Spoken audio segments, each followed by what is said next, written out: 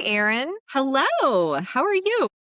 I'm good. I'm excited for this episode of Fit and Flustered. But before we get started, I need to know what word are you feeling present to you right now? Well, I think it's now recalibrating. I love it. We have I had a few technical difficulties in trying to film this podcast episode. So much fun. But I want you guys to meet our guest, Lisa Mastracchio. Will you please tell us what your word of the day is? My word today is relief. Relief from the week. And it's Friday, and I'm like, all right, it's done. That's how I'm feeling right Love that one. love I it. love that. now. True. My word of the day is sweaty. I have been ridiculously, for no reason, insanely sweaty today. So I'm having one of those perimenopausal days There you go. where you never know what's going to strike. No. And today I have to change shirts at least three Wow. times. Wow. Oh, Here we are. I It's a know. good Here we time. are. It's a It's a good thing. time. It is it's a thing. We don't talk about it. It's a thing. Everybody meet Coach Lisa. Coach Lisa, I first met you at Camp It Pro and somebody walked by and said, "You got to go see Lisa Arms." And I didn't know what that and now I know what that means. Lisa, instead Funny. of introducing you as Lisa Arms, will you please tell us a little bit about yourself, Coach Lisa? That is too funny, Lisa Arms. Well, there you go. So I'm known to be muscular and have muscular arms, but I'm known for other things too, actually. So I'm an online fitness coach for women in midlife who are going through the perimenopausal, postmenopausal season of life. And roots are in group fitness with all of the aerobics and the sweat. You mentioned sweat, but sweat in that way, and the workouts and stuff like that, and transitioned into personal training and nutrition coaching for women in midlife right now. So that is my mission basically, and really helping women navigate through that season, which is so wildly different from woman to woman. And having experienced it myself in the thick of it and helping them in their own little struggles, I could say, or challenges along the way. And so that's what I do. That's what I do. Fitness, nutrition, strength training for women. And you do it so well because I was introduced to your method. And Erin, I was telling you about this before we got started. But you got to tell us, Lisa, about your 3x3 method. I wanted to bring back simplicity because I feel right now women are so overwhelmed with so much information, which is good in a way because menopause has really been mainstream right now and we're getting a lot of airtime and talk about it. It's not our mother's menopause anymore where it was like shush and taboo. So there's a lot of talk about it, which is great. But with that came a lot of almost too much information, overwhelm. So I want to bring things to simplicity and results and just, I guess you can say, just bringing it down to basics. So the 3x3 is 3 times a week, 30-minute strength training, progressive overload, 3 times a week, 30-minute walks, should be able to do that, ideally outdoors for mental health as well. And 3 meals a day of 30 grams of protein, because we know that protein with muscle building is really the dynamic duo that'll help women, especially in the menopausal seasons. It's like, is that it? And it's like, yeah, do that really well consistently versus trying to do all the small pebbles. I'm like, those are the big rocks. Focus on those big rocks for a starter and then see from there. Can you work out more often? Can you do more? Potentially, yes. But I feel like women our age are like, it's more and more and more. We got to do more and more and more. And it's like, actually, less is more if you do it right. That's it.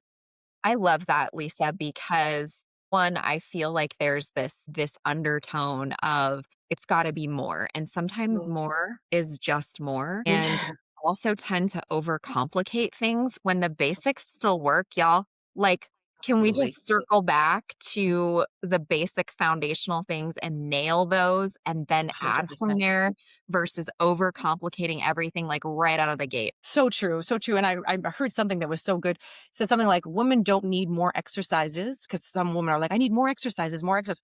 No, we just need to better execute fewer exercises and do I that love consistently.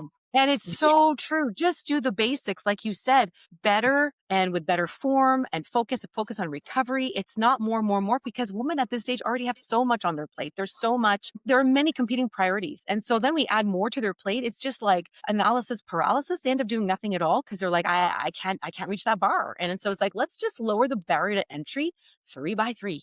Do that, period. Yeah. Yeah. Love that.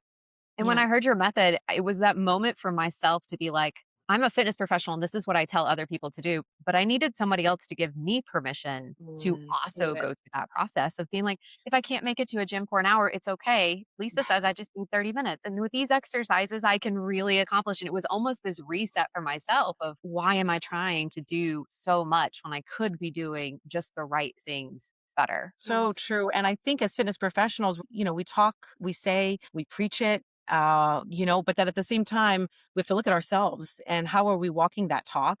Are we recovering? Are we trying to do too much? Are we paying attention to our nutrition? Because a lot of fitness professionals, even group exercise instructors, who often eat on the run and it's a grab this and a grab that and a grazing and it's all over the place. It's like, hang on a second. Like, it's important to sit down and eat too, even though you've got classes and stuff like that. It's not an easy situation to be in, but as fit pros, it's like we have a double, like two hats we're wearing, right? At the same time. And we really want to be mindful of that, walk the talk for sure. Yeah. Yeah, absolutely. I like your approach to the nutritional piece too, is like reminding us that we need to connect with our meal Mm, and we need to take a breath and really aiming to like, let's make it protein forward to yes. sustain us, to facilitate protein synthesis, to Oh, stave off sort of muscle loss instead of just like this mindless grabbing of things. Like we are always on the go and it's this like grind mentality. And I feel like, at least for me at the midlife stage, if I'm not like constantly doing, I'm behind. And that just is a narrative that's not even accurate. It's not at even all. true.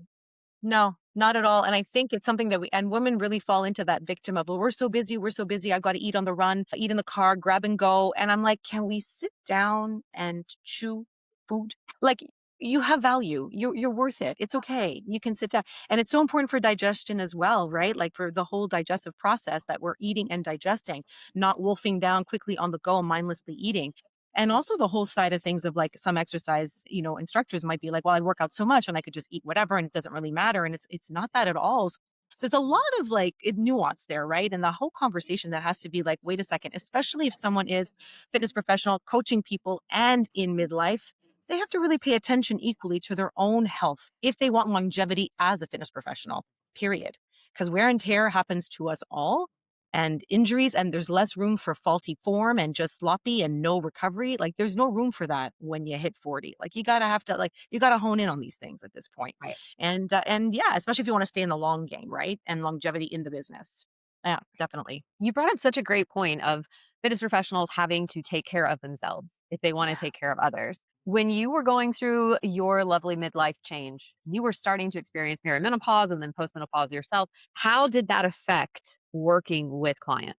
That's a great question. And I don't have one answer because my symptoms, well, like many women, right? It's so individual. It's as individual as your fingerprint. So for me, I struggled more with the sleep than, let's say, hot flashes, for example. Like not much on the hot flashes, but definitely sleep was the thing where I'm like, yeah, this is not what it used to be. And it's really hard. So now when sleep is not optimal and you have to perform the next day, how do you do that? How do you just kind of like, okay, so I had certain things that I would gravitate to. First of all, really honing in on my own hygiene for sleep. That was really key for me. And making sure I still did the thing, like still went to bed at the same time, still took my magnesium, which was important, still had downtime, dark room, cool room, all of that, right? Trying to keep that, that hygiene that's so important. If the next day was I didn't have great sleep, I tried to just be mindful of the choices in food I would make because I know, based as the coach that I am, that subpar sleep will really set up your hunger hormones off kilter. So you tend to be more snacky. So I knew that going in, and I'd be like, all right, Lisa, you know that you're going to probably want to gravitate to more of the carbs. And I don't mean an apple. So here I want to make sure that I'll just take my shower, take care of myself, do the best I can and nourish my body as best as I can. And maybe have some downtime in the afternoon, not necessarily a nap, but just like some downtime in the afternoon to be able to mitigate this. So while I'm going through it, like I'm trying my best and really realizing that I could function. It wasn't like it was like I can't function. If it came to that point, for sure, I would go seek out attention, medical attention, HRT, whatever, because there's so many tools right now in the toolbox.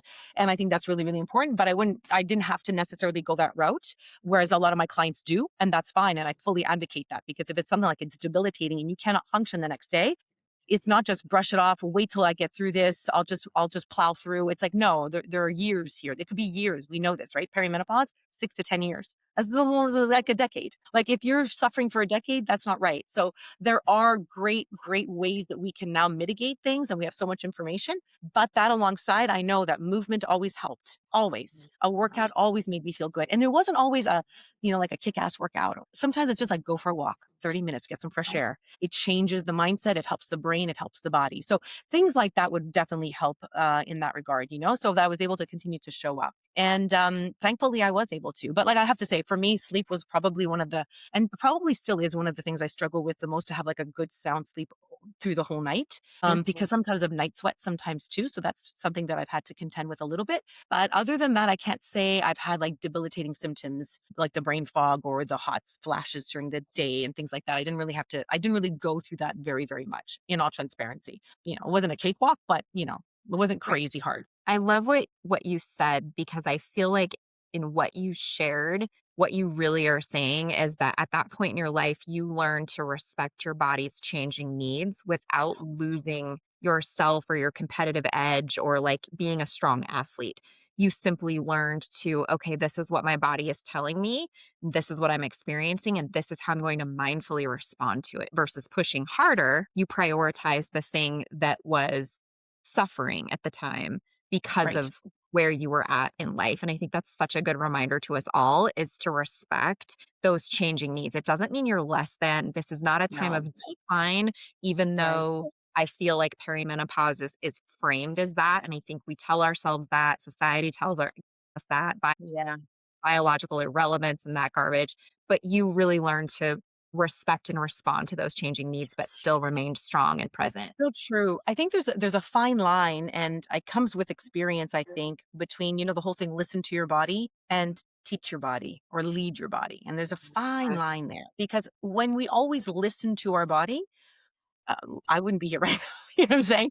There are days if I had to listen to my body, I wouldn't have done anything, because it's like, well, I don't feel like it. I'm tired. I had bad sleep. I feel sluggish. I feel bloated, whatever. Right. So we all have those days. But so if I listen to that all the time, I'd never really show up for myself. So I always love that 10-minute rule. And that's huge. And I apply it for myself, like I apply it to my clients. And it's happened a couple of times where this exactly fit the bill for me. So if I don't feel like it, because I want to listen to my body, I don't feel like it, I show up for 10 minutes only.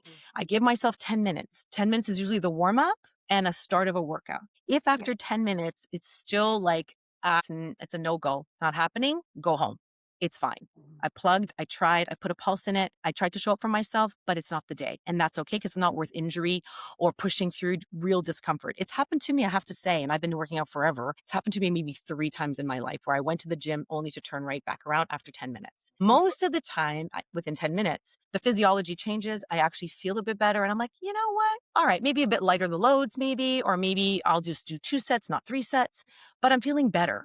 And usually it's a 10-minute. I don't know what it is about 10 minutes. Honestly, I don't even think it's like studied, but in my brain, 10 minutes is gold. And I tell my clients that if you don't feel like it, just give it 10 minutes. And I tell you, after 10 minutes, if it's like a no-go, then fine, Yeah. rest. You like take the nap or just call it a day, and it's okay.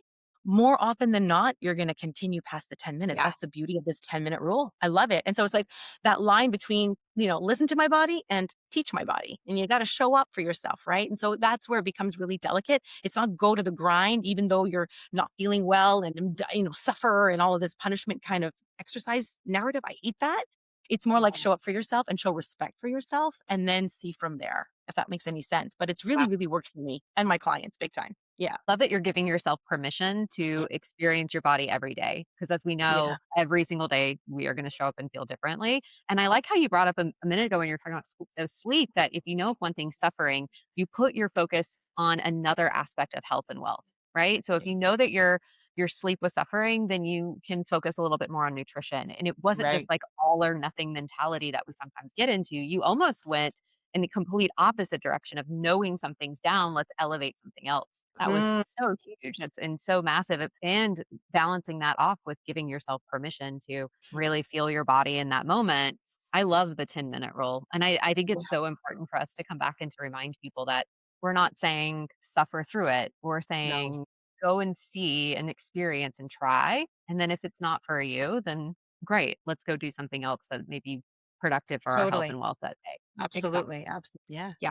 I love that 10-minute rule, because you, like Jeff said, you're granting yourself permission, but you're also honoring the space that you're in. and showing up for yourself and still giving it an opportunity. And something is always better than nothing. If nothing else, you've 100%. moved for those 10 minutes, which is better than choosing to do absolutely nothing. And you've ignited something, you've gotten your body moving, you've moved some joints, you've burned a few calories, you've cleared out the brain, Yes. you know, those types of things. So something is always better than nothing. But then honoring the space that if you reach that 10-minute threshold and you're like, you know what, I simply cannot, Not you've today. still Yeah, allowed exactly. you still allowed yourself that opportunity to be like, I did the 10 minutes. This is how I feel. And I'm gonna quietly withdraw and go do something. And to be honest, when that has happened to me, like I say, I think 3 times, like, you go to the gym, you take the time, you're making that effort, and then you show up and you're like, with the best intentions of like, I'll try. And after 10 minutes, you're like, yeah, it's just not the day. Feeling It's it. just not. But you know what? And it's okay. Like it's not the day and it's okay. Because tomorrow's another day and you might feel completely different the next day. And I think that's important. And also the idea that every workout has to be like epic. No, actually, most of them are not. And so when you have the epic one, that's great. You appreciate it, but not every workout will be. And that's part of that journey of like ebb and flow, Yeah. especially when hormones are ebbing and flowing. You know what I mean? You have to give yourself even more of that permission, but still show up for yourself because that's a statement. That's a real important statement that you're still showing up for yourself. And I think as a fitness professional, we show up for our people, for Everybody our else. clients. And then for us, we got to put ourselves there too. That's super, super. We're actually the example of that. And that's why it's so important to show up for ourselves as well. I really am a big believer in that. Again, talking about the longevity thing, but if you want to continue to be the role model of what you are trying to teach and encourage your clients and participants, well then you have to walk it too. It is what it is. And Yeah, Lisa, how do absolutely. you convey that when you're working with clients? Let's say you're, a group fitness instructor having one of those days where you're like, there's no way I'm getting through this cycle class and not injuring myself or body pump class or what is it, whatnot. We teach our group fitness instructors and our trainers will use this time to work on your cueing skills, right? Instead of your physical skills. And are there any other tips that you would give to fitness professionals who do have those days where you're just on that roller coaster and you got to Yeah. get to that 6 p.m. class? It's really tough. I'm not going to lie. There's a lot of mindset that you have to be like, okay, it's 1 hour. You can handle the 1 hour. I would sometimes, pop Advil if I had to, if it was a headache or whatever. I would show up. I wouldn't show up if I was actually sick. But if I was showing up and I felt off, again, the cueing is great because I would coach a lot more, which is cheat code for like, I don't want to do it, but I'm here for you. I'm sorry. It is what it is, right? Go, you Awesome. guys.